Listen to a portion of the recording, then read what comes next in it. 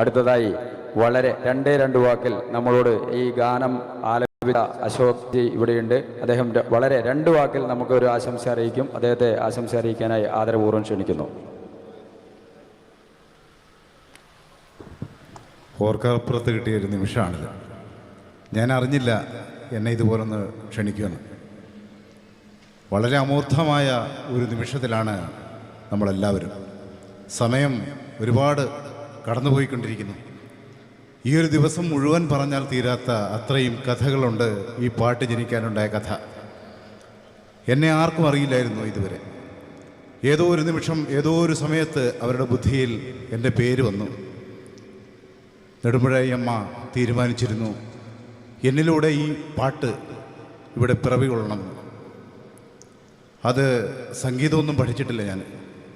ഈശ്വരൻ്റെ സമൃദ്ധമായ അനുഗ്രഹം മാത്രമാണ് ആ പാട്ടിൽ നിറച്ചത്. ഏത് രാഗത്തിലാണെന്നോ ഏത് തത്വത്തിലാണോ ആ പാട്ട് നിർമ്മിച്ചതെന്ന് ഈ എളിയവന് അറിയില്ല. നെടുമ്പുഴായി അമ്മയുടെ സമൃദ്ധമായ അനുഗ്രഹം എന്നിൽ നിറച്ച് എന്നാൽ കഴിയുന്ന എല്ലാ സംഗതികളും ഉപയോഗിച്ച് ഞാൻ ആ പാട്ടിനൊരുങ്ങി.